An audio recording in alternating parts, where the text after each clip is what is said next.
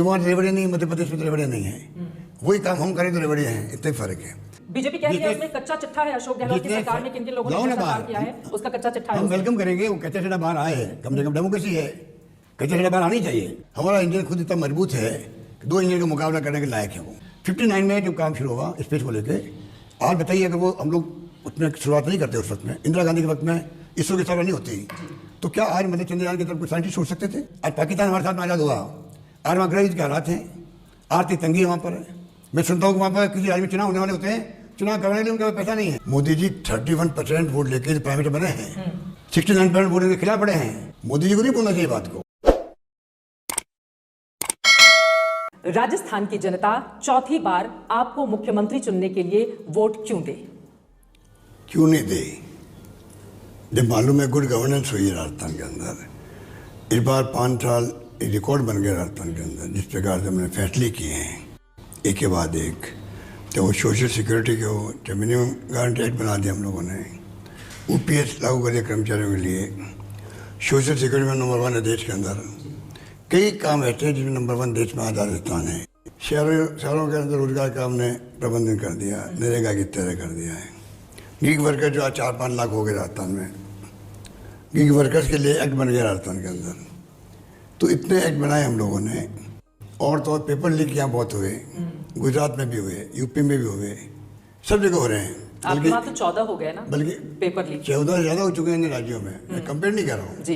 पर जुडिशरी में हो रहे हैं, आर्मी में हो रहे हैं, डिफेंस में हो रहे हैं, पर हमने कार्रवाई करी, हमने भी कानून पास किया, आजीवन कारावास की सजा का प्रावधान कर दिया जी।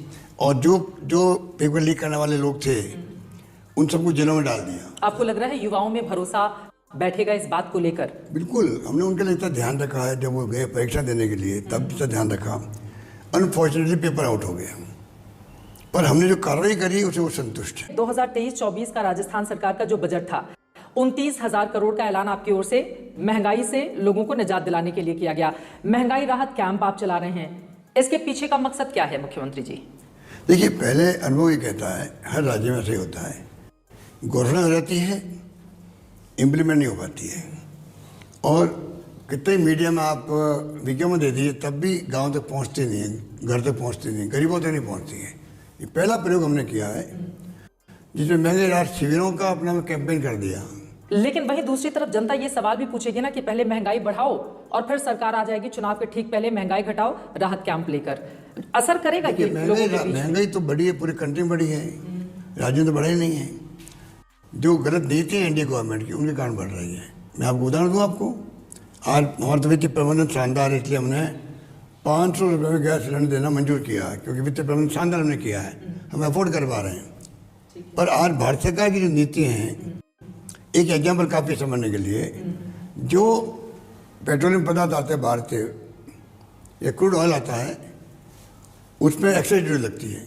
भारत सरकार ने जो कायदे नियम बनाए हैं उसके अकॉर्डिंग टू जो एक्साइज ड्यूटी थी बेसिक, उसमें राज्यों का हिस्सा बढ़ता था पूरे देश के अंदर, ठीक है, उसको उन्होंने कर दिया 5% लेके आ गए। उदाहरण दे रहा हूँ आपको मैं, बहुत कम कर दिया। लेकिन महंगाई राहत कैंप के जरिए जो बातें आप लोगों तक पहुंचाना चाहते हैं, क्या वो पहुंचेंगी? लोग क्या भरोसा करेंगे, या फिर एक भ्रम की स्थिति तो कहीं नहीं बन जाएगी कि भैया यही पहले महंगाई बढ़ाते हैं और बाद में देख लो अब चुनाव जीतना है तो फिर यहाँ पर आगे फ्री की महंगाई आज चाहे वो सब्जियों की हो या कोई भी आइटम की हो, महंगाई पूरे देश के अंदर है, महंगाई मुद्दा है। राहुल गांधी की यात्रा थी तो राहुल जी ने क्या कहा? महंगाई, बेरोजगारी, प्रेम, प्यार, मोहब्बत, भाईचारा, मतलब नॉन वायलेंस, और गरीब अमीर की भी खाई बढ़ती जा रही है। तो मुद्दे देश भर में है। तो महंगाई वाला मुद्दा आपके लिए असर करेगा, या फिर आपको लग रहा है कि राहत कैंप से राहत मिल जाएगी सरकार को? नहीं, हमने जो प्रबंधन किया राजस्थान के अंदर, उस पर महंगे राहत शिविरों के माध्यम से या 100 यूनिट बिजली हमने फ्री कर दी है सबके लिए, चाहे वो उपभोक्ता किसी श्रेणी का हो, सबको लाभ मिल रहा है। करीब 1 करोड़ लोगों को लाभ मिल रहा है उससे, करीब 16 लाख लोगों को लाभ मिला, किसानों को 2000 यूनिट फ्री कर दी, उससे लाभ मिल रहा है। तो जो हमने फैसले किए, अगर आप हिसाब लगाएं पर परिवार, तो आप पाएंगे 5,000 लगे 25,000 तक का फायदा उसको मिला है।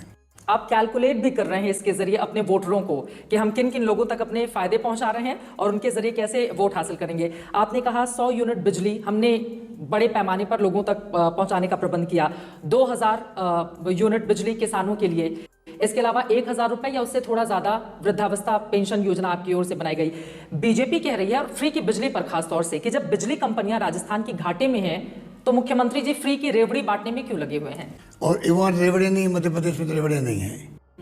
वही काम हम करें तो रेवड़े हैं, इतने फर्क है। पर लोग सब समझ रहे इन बातों को। और मेरा मानना है कि ये रेवड़े नहीं है, सोशल सिक्योरिटी है। बल्कि मैं कहना चाहूँगा, मैंने प्रधानमंत्री मोदी जी को पत्र लिखा है, अनेकों बार मैंने रिक्वेस्ट करी है। उनको चाहिए कि हर वक्त आ गया है, अब हम लोग 21st सेंचुरी में आ गए हैं, हर परिवार को राइट टू सोशल सिक्योरिटी मिले उसको।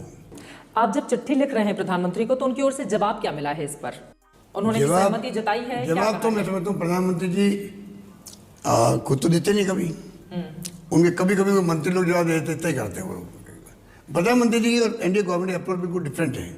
आजादी के बाद में जितनी सरकार आई है ना, उन सबसे इस सरकार की अप्रोच बिल्कुल डिफरेंट है। कैसे डिफरेंट है? यही उदाहरण है, एक मुख्यमंत्री पत्र लिखे और प्रधानमंत्री जी उसका जवाब नहीं दिया खुद। तो आप फोन लगा लेते, सीधे बात करते कि प्रधानमंत्री से बात करवाइए। हर बात थोड़ी बात होती है, कोई हर मुद्दे पर थोड़ी बात होती है। इस मुद्दे पर आपको केंद्र सरकार का समर्थन नहीं मिल रहा है।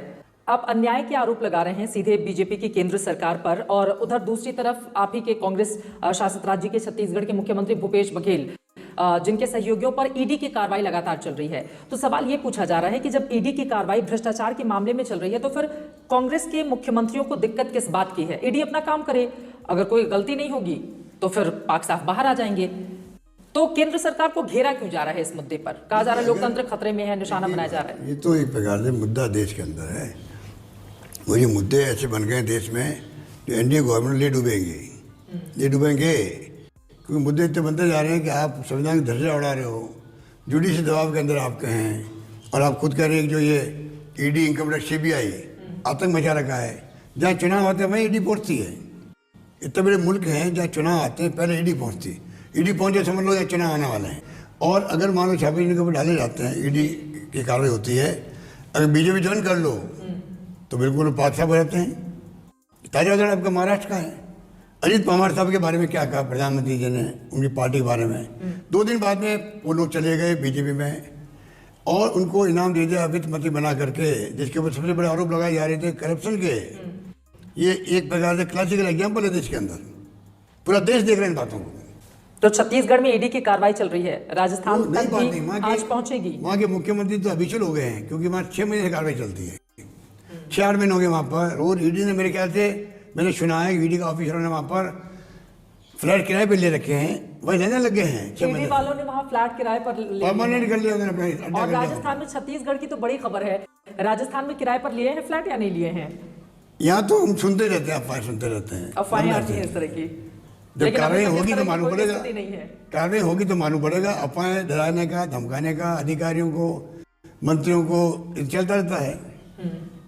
अब एक और सवाल मेरे जहन में है। अब तमाम मुद्दों पर आप केंद्र सरकार को लगातार घेर रहे हैं, लेकिन राजस्थान को लेकर खुद नरेंद्र मोदी ने कमान संभाल ली है। यहाँ पर वो आते हैं, सीधे आप पर हमलावर होते हैं, लाल डायरी का जिक्र करते हैं। वो कहते हैं लाल डायरी का राज खुल गया तो अच्छे अच्छे चले जाएंगे। अब उसका राज क्या है? हम कहते हैं राज खुले, हम चाहते हैं राज खुले। कैसे खुलेगी लाल डायरी? तो राज हो, कोई राज हो तो खुले, हम भी उसका जानकारी प्राप्त करना चाहेंगे। आपको तो जानकारी होगी क्या है, क्यों ले लिया फिर आपने अपने ही मंत्री से? मेरा मानना है कि एक इनका षड्यंत्र था वो लाल डायरी नाम का, वो खुद ही एक्सपोर्ट हो गई। लोग प्रधानमंत्री बोले स्पीकर के अंदर, अभी पार्टी बोलना बंद क्यों किया? आप समझ सकते हैं, अगर लाल डायरी का मुद्दा होता जो इन्हें बनाने का प्रयास किया, उसके बाद चुप क्यों हो गए लोग? बोले लाल डायरी के बारे में बीजेपी ने लाल डायरी का जिक्र क्यों नहीं करते लोग? करें जिक्र, हमें कोई दिक्कत थोड़ी उसमें है क्या? ये तो आप ही बताएंगे ना। लाल डायरी मालूम नहीं है। बीजेपी कह रही है उसमें कच्चा चिट्ठा है, अशोक गहलोत की सरकार में किन किन लोगों ने भ्रष्टाचार किया है उसका कच्चा चिट्ठा है। हम वेलकम करेंगे, वो कच्चा चिट्ठा बाहर आए, कम से कम डेमोक्रेसी है, कच्चा चिट्ठा बाहर आना ही चाहिए। हम तो चाहते हैं जिसने करप्शन किया है, तो लाल डायरी किसके पास है? सजा मिलनी चाहिए उनको। जिसने करप्शन किया देश में या प्रदेश में, वो सजा के हकदार हैं, सजा मिलनी चाहिए उनको। लेकिन आपकी पार्टी के भीतर से ही अदावत शुरू हो जाती है। आपको लेकर, सरकार को लेकर, कभी किसी मंत्री के तौर पर लाल डायरी सामने आ जाती है, तो कभी सचिन पायलट जी को लेकर। हालांकि अभी तक तो ऐसा लग रहा है कि घर में सब शांति है। वास्तव में स्थिति ठीक है अभी सचिन पायलट जी के साथ? हमारा तो सबसे शांति रहती राजस्थान में, शांति प्रिय प्रदेश है राजस्थान, यहाँ शांति दिखेगी आपको हमेशा। अभी मिजोरम के मुद्दे पर जो बीजेपी सवाल राजेश पायलट पूर्व मंत्री को लेकर खड़े कर रही थी, उस पर आपकी ओर से बाकायदा ट्वीट भी किया गया और सचिन पायलट की बातों का समर्थन किया गया। तो क्या ये माना जाए कि इस ट्वीट के जरिए एक पैरामीटर जो अदावत का चल रहा था उसको शांत करते हुए अब बात बन गई है दोनों नेताओं में और साथ मिलकर चुनाव में जाएंगे? इस साथ मिलकर काम तो कर ही रहे हम लोग। और जहाँ तक आपने कहा तो ये तो मैं समझता हूँ कि अगर राजेश पायलट और हम लोग दोनों साथ साथ गए पार्लियामेंट के अंदर 80 के अंदर, दोनों अच्छे मित्र से रहे हमेशा, ठीक है। और अगर मान लो आज दुनिया वो नहीं है, उनके ऊपर कोई आरोप लगा जो अजीब लगा हम सबको कि मिजोरम के अंदर उन्होंने बॉम्ब गिराए एज ए पायलट, तो मैं नहीं समझता कि ऐसे कोई कमेंट करना चाहिए बड़े नेता को। जिन्होंने किए कमेंट किस रूप में किए, तो उनको अभी भी मैं कहना चाहूँगा जिसने कमेंट किया उनको स्पष्टीकरण देना चाहिए कि कैसे उन्होंने उनका नाम लिया। अभी मैं कहना चाहूँगा। आपको लग रहा है कि ये झूठी बातें हैं?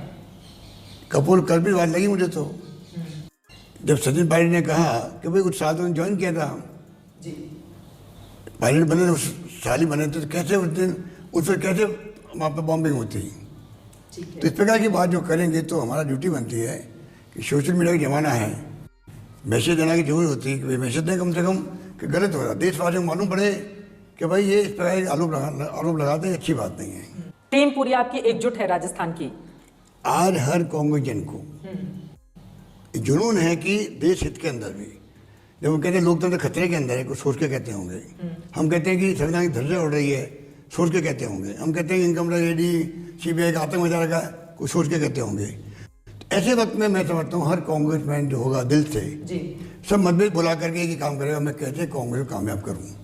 अभी एक नया हमने कैंपेन शुरू किया है मन चलो को लेकर, जो लड़कियों को बच्चों को छेड़ते हैं कॉलेज के बाहर, यूनिवर्सिटीज के अंदर, उनके धरपकड़ का अभियान शुरू किया है।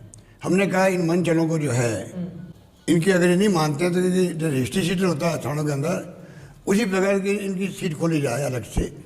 और ऐसी स्थिति आए थी कि फोटो लगाई जाए थाने के अंदर, ये नौकरी नहीं कर पाए, ये व्यवस्था हम कर रहे हैं। इस प्रकार की सोच कर हम आगे बढ़ना चाहते हैं। जो अपराधी होंगे उनकी फोटो थाने के भीतर लगाई जाएगी और उनको पकड़ के दंडित किया जाएगा। अगर वो लड़के हैबिचुअल छेड़छाड़ी करते रहते हैं, मानते नहीं है, और उनको सरकारी नौकरी भी नहीं मिलेगी, ये हम प्रोविजन करना चाहते हैं। और थानों के अंदर भी इनकी रिकॉर्ड रहेगा कि ये लड़के वो हैं जो जिनका काम यही है। तो आपसे ये नहीं पूछा जाएगा कि चुनाव में अब 2-3 महीने बाकी रह गए हैं, तभी मुख्यमंत्री को क्यों याद आई इन चीजों की? क्योंकि राजस्थान में महिलाओं से, लड़कियों से छेड़छाड़ का मुद्दा तो बीते 4.5 सालों से लगातार आपसे सवाल पूछा जा रहा है। मणिपुर के मुद्दे पर भी जब जब बीजेपी सरकार को घेरने की कोशिश की गई, उधर से जवाब आया कि पश्चिम बंगाल और खासतौर से राजस्थान, दोनों ही राज्यों में महिलाओं के साथ अपराध की स्थिति क्या है ये बताने की जरूरत नहीं है। तो अभी आपको चुनाव के ठीक पहले सीएम साहब क्यों याद आई? देखिए बात ऐसा नहीं है, दो बातें हैं। पहला तो अभी राजनी आई है, आपको याद होगा 2019 के अंदर एक रेप का केस हुआ था थानागढ़ी के अंदर, राहुल गांधी जी भी आए थे। आप पता करिए 5 साल में क्या कदम उठाए हम लोगों ने। लेकिन महिला सुरक्षा के मुद्दे पर बीजेपी बहुत हमलावर है अशोक गहलोत सरकार पर राजस्थान में, कि महिलाओं को सुरक्षा दे पाने में आप नाकाम रहे हैं। ये पर्सनल बनाए, देखिए उनके पास कहने कुछ है नहीं। जब कहने कुछ है नहीं तो वो क्या करेंगे, पर्सनल बनाएंगे झूठा आरोप लगा करके। एनसीआरबी तो किताब आपकी भारत सरकार की है, आप कह रहे हैं एनसीआरबी के आंकड़े झूठे हैं। नेशनल क्राइम ब्यूरो का जो है रिकॉर्ड, उसका पढ़ लीजिए, मालूम पड़ जाएगा कि मध्य प्रदेश और यूपी का अटेंड करते हैं नंबर 1 पर, चाहे रेप हो, चाहे पोस्को एक्ट हो, चाहे कोई भी हो, राजस्थान का एक्सटेंड करके मालूम पड़ जाएगा आपको। घटना तो कहीं हो सकती है जी, पर जो त्वरित गति से कार्य हम करते हैं, पकड़ते हैं मुलजिम को, जेल में बंद करवाते हैं, चालान पेश करते हैं। चालान पेश करने टाइम ही देख लीजिए आप लोग, तफ्तीश का टाइम देख लीजिए। हमने जो एफआईआर कंपनी की राजस्थान के अंदर, मेरे ख्याल से संभवत एकमात्र राजस्थान राज्य है देश के अंदर जिसने एफआईआर कंपनी का रखी है। लेकिन सरकार का एक इकबाल भी होता है ना, अगर इस तरह की घटनाएं बढ़ेंगी, हालांकि आप बता रहे हैं कि अपराधियों को दंडित करने का काम लगातार सरकार की ओर से किया जा रहा है, लेकिन सरकार का इकबाल होता है, एक डर होता है अपराधी के भीतर। उस डर को बना पाने में कामयाबी आपको क्या मिली है, या आपको लग रहा है कि कहीं चूक हो? आप आंकड़े देख लीजिए। एफआईआर कंपनी जब किया गया तो मैंने कहा हम जानते हैं कि संख्या बढ़ेगी। पहले लोग आते नहीं, थाने के अंदर एफ आई आर दर्ज भी नहीं होगी तो दुखी होकर चले जाते थे। मैंने कहा अब हमने जो फैसला किया है, ये 2019 की बात है, संख्या बढ़ेगी। पर आपको कहने खुशी होगी, संख्या बढ़ी, संख्या घटी है, नंबर 1।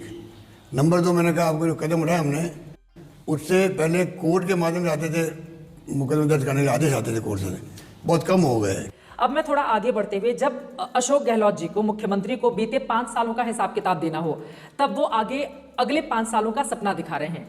आप बता रहे हैं कि 2030 तक 10 गुना रफ्तार से राजस्थान कैसे आगे बढ़ेगा, लोग अपने सुझाव दे, सरकार उस पर काम करेगी।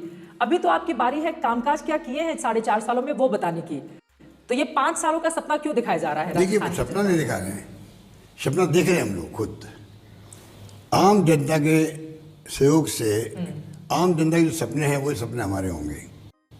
हम 1 करोड़ लोगों को इन्वॉल्व कर रहे हैं उसके अंदर, हर वर्ग, जितने वर्ग हैं उन सबको हम पूछ रहे हैं, भाई आप क्या सोचते हो कि 2030 के अंदर राजस्थान कहाँ स्टैंड करे देश के अंदर? हम चाहते हैं, लोगों की राय आ रही है, हम चाहते हैं कि राजस्थान कम से कम नंबर 1 नहीं बन पाए, कुछ कारणों से, भौगोलिक स्थिति है, सामाजिक समस्या है, या और इन्वेस्टमेंट की बात है, तो नंबर 1 के राज्यों की श्रेणी बनी हुई है, 4-5 राज्य, उसमें राजस्थान पहुंच जाए वहाँ पर।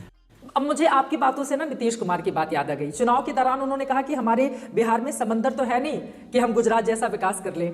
तो वही बात आप कह रहे हैं, हमारी भौगोलिक स्थिति ऐसी नहीं है कि नंबर 1 राज्य बन जाए ना। मैंने कहा एक 1 पॉइंट है, ये 1 पॉइंट ये है, परंतु जैसे हमारे तेल निकल गया जी।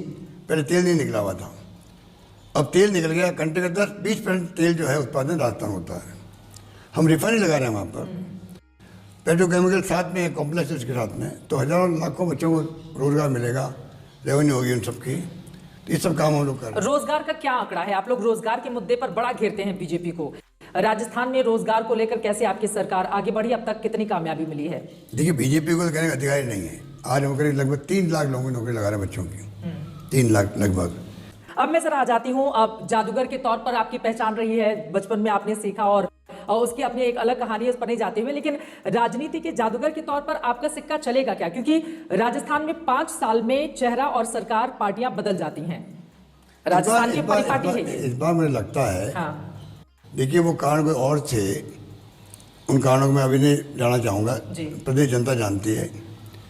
इस बार पब्लिक का मूड जो लग रहा है मुझे, देखो, पब्लिक माई बाप होती है, मेरा मानना है। चाहे कुछ भी काम कर दो, कुछ भी आप अपनी बात टिप्पणी करते रहो, लोकतंत्र में पब्लिक जो है वही माई बाप है। वो क्या फैसला करती है, सबको मानना पड़ता है।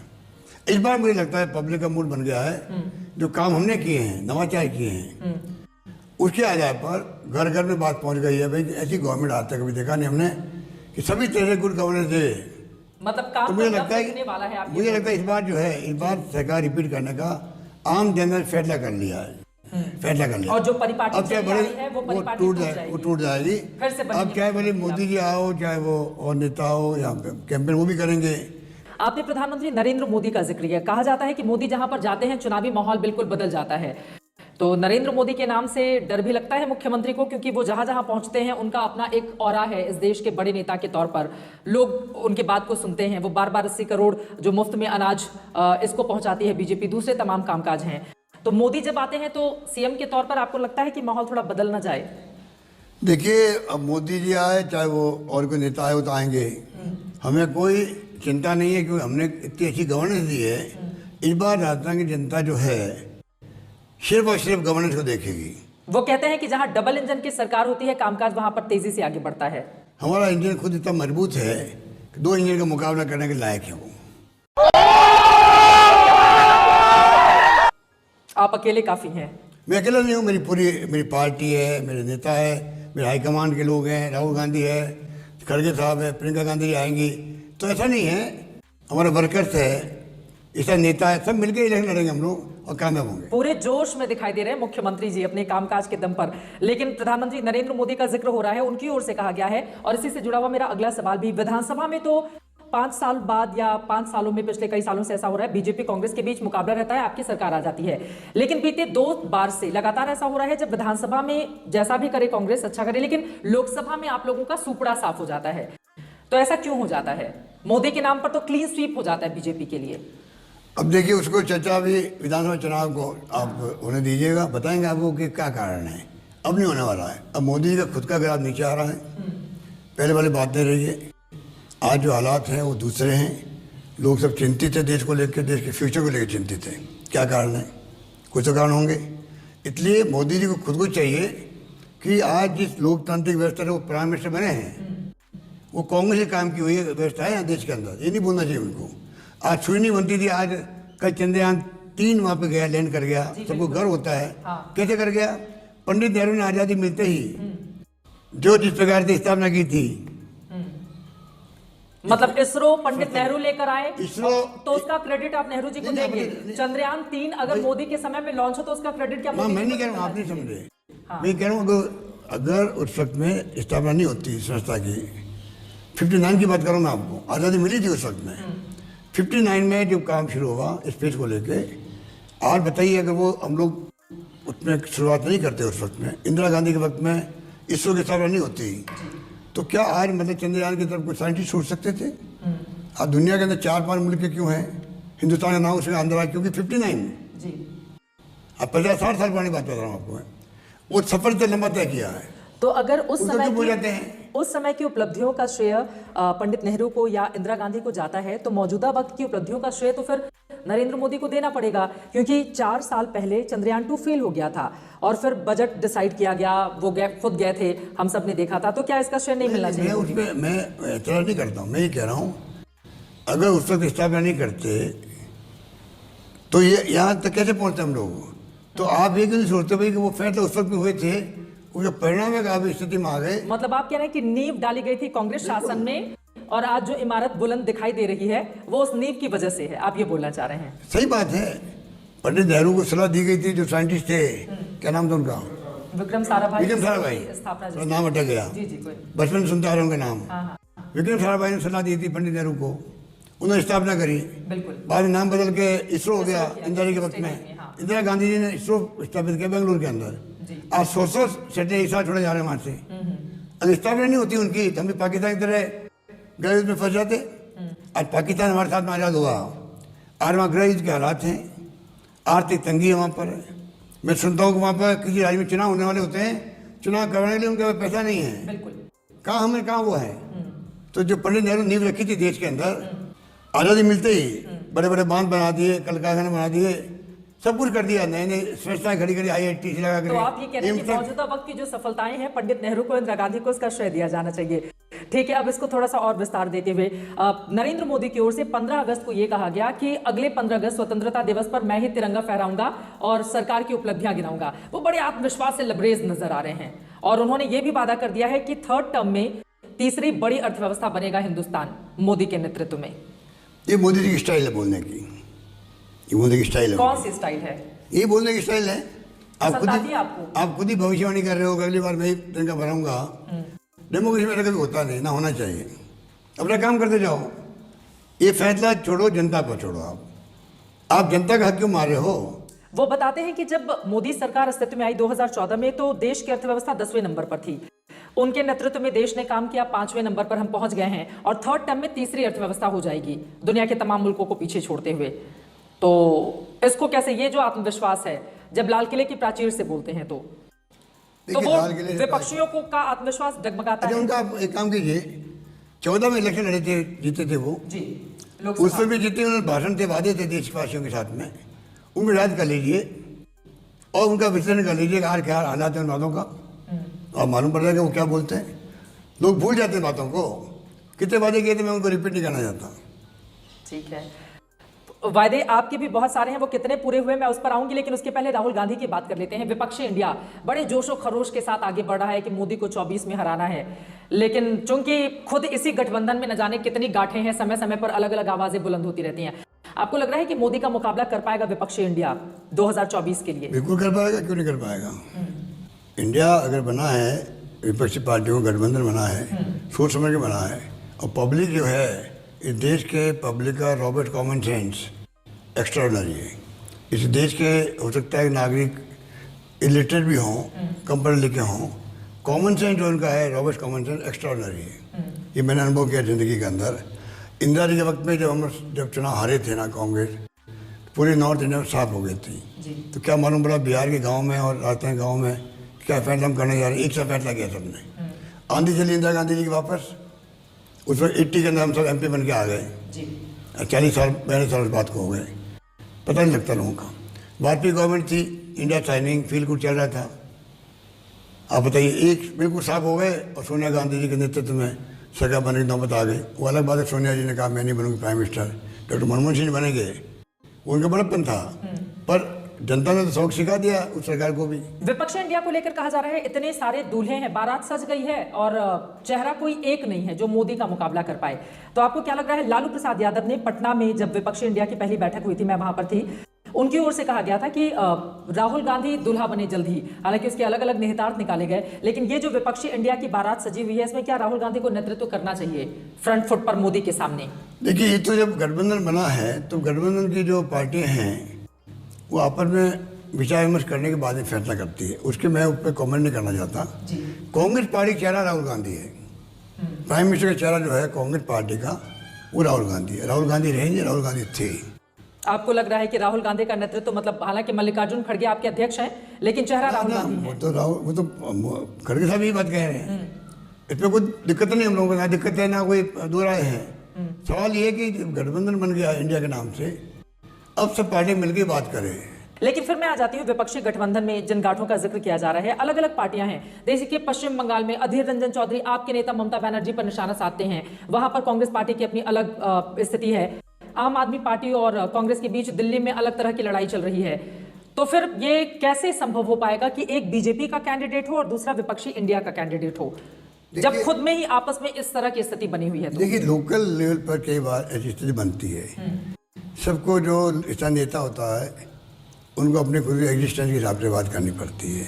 लोकल सेक्टर काम करते हैं, कार्यकर्ताओं की भावनाओं को सामने रखना पड़ता है, कई बार कमेंट कर देते हैं। अल्टीमेटली मेरा मानना है आज जो हालात देश में बन गए हैं, उन हालातों के अंदर पब्लिक का इतना दबाव पड़ेगा राजनीतिक पार्टियों पर, विशेष रूप से विपक्षी पार्टियों पर, सबको नजदीक आना ही पड़ेगा। ये बात मैंने बहुत पहले कही थी। जनता दबाव बनाएगी कि विपक्षी पार्टियां एकजुट हो जाएं? दबाव बना चुकी है, इसीलिए सब पार्टी एकजुट हुई है। पार्टी एकजुट जो नजदीक आई है, पहले आप देखते थे ज़्यादा अलग अलग सुर में बोलते थे लोग, सुर अलग था सब पार्टियों का। धीरे धीरे सब पार्टी एक हुई है। तो मजबूरी हो गई ना मोदी के सामने। पटना में मीटिंग हुई, बेंगलोर में हुई है, बॉम्बे होने जा रही है। तो मोदी ने सबको एकजुट कर दिया ना। यही तो बीजेपी कह रही है कि मोदी का कद इतना बड़ा हो गया है कि विपक्षी पार्टियों को अपने अस्तित्व की लड़ाई लड़नी पड़ रही है, इस वजह से अब हाथ मिलाना पड़ रहा है। मोदी जी को घमंड नहीं करना चाहिए। मोदी जी 31% वोट लेके प्राइम मिनिस्टर बने हैं, 69% वोट के खिलाफ पड़े हैं। मोदी जी को नहीं बोलना चाहिए बात को। ये मैं बता रहा हूँ आपको, उनके खुद के हित में बता रहा हूँ। वो घमंड रहे मैं नहीं रहे। सीटें तो 303 31% सिर्फ, हाँ 31% वोट पड़े पड़े उनको 14 के अंदर जी, और प्राइम मिनिस्टर बन के देश के। हाँ 69% वोट खिलाफ पड़े उनके। बाद में कुछ बड़े हैं, वो 36 में आ गए मान लो, तभी वो तो 50 में तो वो नहीं होने, ऐसी क्या बात है। 50 क्रॉस नहीं किया अभी उन्होंने, क्या घमंड करे वो। इस बार वो काम कर रही है 50% वोट पाने के लिए। इसीलिए 38 छोटी छोटी पार्टियों को भी आप देखिए, एक तरफ गठबंधन के आप लोगों की 26 पार्टियां हैं, तो उनके साथ 38 पार्टियां आ गई हैं साथ में। वो हल्के में नहीं लेना चाहते हैं, घबरा गए थे, डर गए हैं। जब आप बताइए बेंगलोर में मीटिंग होने वाली थी तो मोदी जी की पार्टियों ने, मोदी जी खुद ने निर्णय किया, जिन पार्टियों एक भी MP नहीं है लोकसभा के अंदर, खाली कागजों पार्टी हैं, उन सबको बुला के बैठा दिया। 38 सेंटर हमारे साथ हो गए, पार्टी हो गई हमारे साथ में। किससे डर गए? इतना भर गए, इतने विपक्षी गठबंधन जो हो रहा था, इतने घबरा गए NDA वाले, उन लोगों ला के बैठा दिया जिनके पास में कोई MP नहीं है। आप समझ सकते हो वो क्या मैसेज है। वो कह रहे हैं कि छोटी छोटी पार्टियों की जो वोट बैंक है जब जुड़ेंगे तो 50% का लक्ष्य तय किया है 2024 के लिए बीजेपी ने, कि 50% वोट शेयर हासिल कभी वो हासिल नहीं कर पाएंगे देश के अंदर, कभी नहीं हासिल कर पाएंगे। क्यों? इसलिए जब उनका हो रहा था 14 के अंदर, जब RSS ने फैसला किया मोदी जी पर, अरविंद साहब को घर बैठाया, तब भी नहीं कर पाए, अब क्या कर पाएंगे। 14 से ज्यादा सीटें तो उनकी 2019 में आ गई, 272 थी 14 में, 303 आ गई। परसेंट कितनी आ गई? 34-36% आई, और क्या आई है। आज की बात घमंड में करूं, अगर 50% ज्यादा मोदी जी के वोट मिलते उनको, तब तो फिर वो कह सकते थे। आज 31% में प्राइम मिनिस्टर बनो आप, तो आपको लग रहा है कि वोट शेयर घटेंगे? देश कि जनता, मैंने कहा आपको मैं फिर कहना चाहूँगा, कौन बनेगा फिर प्रधानमंत्री 2024 में? वक्त बताएगा। वक्त बताएगा। वसुंधरा राजे जी के साथ कैसा रिश्ता है आपका? दोस्ती है आप लोगों की या फिर नहीं है? मुख्यमंत्री वो 2 बार मुख्यमंत्री रही, आप 3 बार सीएम रहे। मेरी तो टॉकिंग टर्म नहीं थे पहले, बातचीत होती है? मेरे कभी टॉकिंग टर्म कभी रहे नहीं उनसे जी। टॉकिंग टर्म नहीं, मैं बोल रहा हूँ, आप सुनिए। कभी टॉकिंग टर्म्स आपके नहीं रहे? आप सुनिए, टॉकिंग टर्म नहीं रहना बड़ी बात है। कभी नहीं रहे? और उनकी गलती थी, जब वो मुख्यमंत्री बन गए 2003 के अंदर, हाँ। उनको ऐसे उन्होंने घेर लिया, यहाँ की परंपरा को खत्म करवा दी उन्होंने। हमारी परंपरा रही, मैं जब चुनाव जीत के आया, शेखावत साहब 32 पे आ गए थे और हम 156 लेके आए थे उस वक्त में। तो कभी आप लोगों की बातचीत सुनिए आप, उसके बाद में शेखावत साहब के घर में गया और नारायण था हमारे आपस के अंदर, पूरी दिवाली पे मेरे तमाम मंत्री लोग, उनके इतने सीनियर मंत्री थे मेरे साथ में, जो मौलाना सुखाड़ा साहब वक्त थे मंत्री साथ में, वो उनके घर जाते थे, मैंने कभी एतराज नहीं किया। 5 साल ऐसे बिताए हम लोगों ने। वो जब चुनाव जीत गई वसुंधरा जी, ऐसी स्थिति बन गई कि हम लोग आपस दुश्मन हो। 5 साल से दुश्मनी रही हमारी आपस के अंदर। तो जब आप मुख्यमंत्री बने तो दुश्मनी खत्म करने की कोशिश की नहीं की? ना हुई, थोड़ी बहुत हुई होगी, तभी थोड़ी बहुत हलो होने लग गई, वरना कभी मिलते नहीं हम तो आपस में। अभी ये सामान्य है रिश्ता, बातचीत होती है? मैंने स्टेटमेंट दिया 2030 का जो मेरा मिशन है, उसमें उन्होंने कहा, जैसे आपने भी मेरे क्वेश्चन किया, भाई आप तो आगे की बातें कर रहे हो, पता नहीं क्या कर रहे हो। उन्होंने एक स्टेटमेंट दिया, मैंने भी ट्वीट करने की कोशिश की है, मैं ट्वीट करूँ उनको कि आप तो विजनरी माने, आप तो खुद विजनरी मानी जाती थी राजस्थान में। आपके, हम तो चाहते हैं आपके विजन का फायदा राजस्थान को मिले। आपका जो विजन है 2030 का जो मिशन है, वो मिशन मेरा अकेले का नहीं है, पूरे प्रदेशवासियों का मिशन है वो। तो ये वसुंधरा जी को जो जगह नहीं दी है बीजेपी ने, उसको कैसे देख रहे हैं आप बतौर मुख्यमंत्री? उनकी पार्टी का अंदरूनी मामला, हम क्यों बताएं उसके बारे में? उनका अंदरूनी मामला है, पूरी तरह अंदरूनी मामला है। ऐसा परसेप्शन क्रिएट हो रहा है कि उनको साइडलाइन किया जा रहा है राजस्थान की पॉलिटिक्स से। मैं उसके बारे में कोई कमेंट नहीं करूंगा, कि मेरा काम नहीं है, बीजेपी क्या करे उनका काम है। चलिए ठीक है। कितनी सीटें मिलने जा रही हैं राजस्थान के इस बार के विधानसभा चुनाव में अशोक हमने गहलोत? कहा कि मिशन वाइफ जो 98 में आया था, मैं जब मुख्यमंत्री था, सोनिया गांधी थी, कांग्रेस प्रेरणा वाली थी, जिस प्रकार उनका ऑरा था देश के अंदर उस वक्त में, उन सबके आशीर्वाद से और हमारे कार्यकर्ताओं की मेहनत से जो हमने संघर्ष किया, बेबी शेखावत साहब थे मुख्यमंत्री, संघर्ष का हमें डिवीजन मिला, हम 156 पे आ गए थे, शेखावत साहब 32 पे आ गए थे, ठीक है ना। मैंने कभी नहीं कहा कि मैं 156 लेके आया हूँ, मैंने कभी नहीं कहा, आज मैं नहीं कहूँगा, पर जो माहौल बना राजस्थान के अंदर, मुझे लगता है उसके अंदर इस बार हमें 156 सीटें आ सकती है। 156 आ सकती है। मिशन 156 इतना बड़ा लक्ष्य आपने अपने लिए रखा है? देख लीजिए, सोच लीजिए आप। 156 आने के बाद फिर से राजस्थान के मुख्यमंत्री बनेंगे अशोक गहलोत? मुख्यमंत्री बनेगा, हाईकमांड फैसला करे, उसमें मैं कभी पढ़ा भी नहीं आज तक। 3 बार मुख्यमंत्री जादू बनने तो का लेकिन फैसला है। राजस्थान में बस आप ही जानते हैं ना, कि आला कमान पे जादू कैसे करना है, वो गुण तो सिर्फ आप ही के पास है। कोई जादू नहीं होता है, हाईकमांड भी पब्लिक का मूड देखती है, पब्लिक का मूड क्या है उसके बाद में फैसला करती है। ऐसा नहीं होता है कि हाईकमांड जो है एक तरफ फैसला करे, हमेशा ऐसा कायदा होता है। क्या है पब्लिक का मूड? परसेप्शन क्या है, हाँ। पब्लिक का मूड क्या है, सब बातें देखने के बाद फैसले होते हैं। खत्म। अब बताइए मैं क्या करूंगा? एक बहुत सिंपल सी टिप आपके साथ शेयर करती हूँ। अपने हाथ को इस तरीके से रखिए। If you look at this from your side, आपका लेफ्ट हैंड आपको बी के जैसे दिखेगा और राइट हैंड आपको डी के जैसे दिखेगा। B and D. B for थोड़ी मदद रखिए। वे मैथों तेरा मन पर